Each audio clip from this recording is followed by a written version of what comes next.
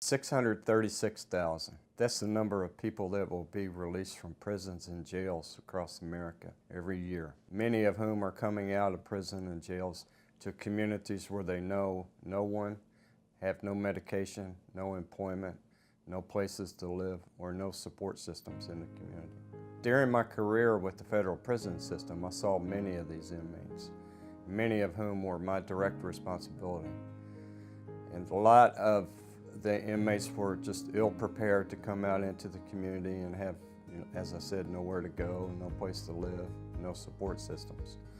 And during my career with the Bureau of Prisons, many of these inmates stuck out in my mind, but one in particular really stuck out in my mind. His name was Mr. Hobson.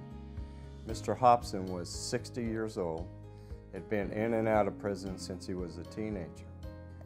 And he was on my caseload. I was his case manager. And my job was to prepare him for release by doing assessments and recommending programs and activities and so forth, with the thought in mind to get him ready to go. But as it turned out, I didn't really do a very good job, and he didn't provide any help by telling me what he needed. And so we released him from the prison to a halfway house in Columbus, Ohio, for a 30-day transitional period.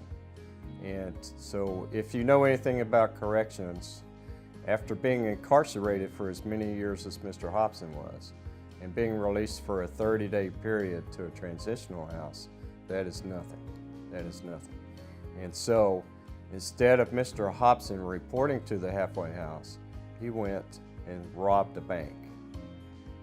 And he went right into the bank, robbed the bank, and walked across the street to a motel and sat down in the motel room and waited to be arrested so he could come back home to prison.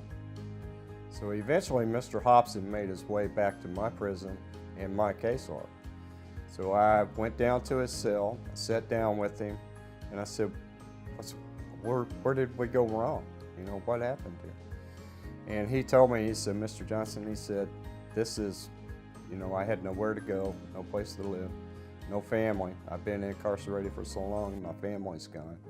He said, prison is home. This is where I know. So I thought, well, the light bulb above my head just flashed on, and I thought, there has to be a better way. Got to be something other than just pushing the paperwork and putting people out so they can fail. So that's when I decided to get involved in prison reentry and so forth from the inside, thinking about how we can do things to make better for inmates when they transition to the community.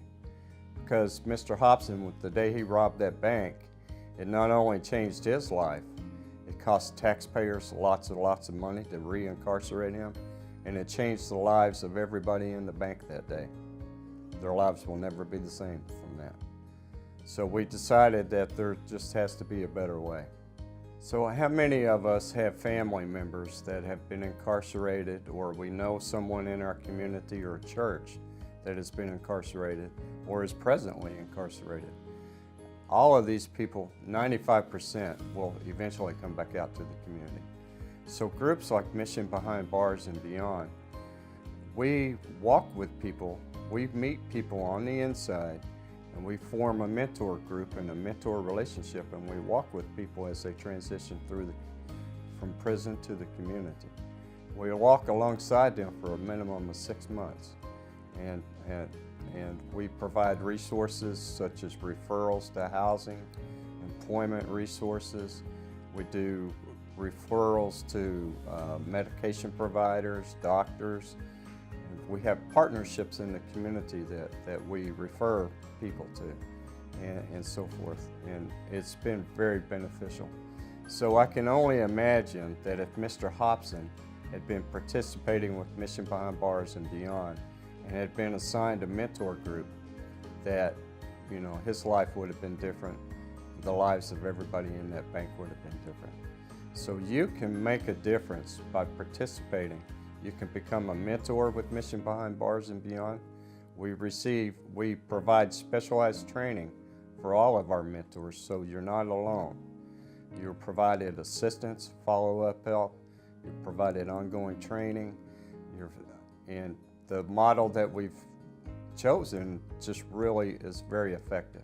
So it changes lives every day in the community for people that are coming out of prison, changes lives for their families, church members, anybody that's associated with these individuals. It really does work, and I encourage you to support Mission Behind Bars and Beyond. You can visit us on our website at mb3.website, or you can email us at missionbehindbarsandbeyond@gmail.com. So we look forward to hearing from you.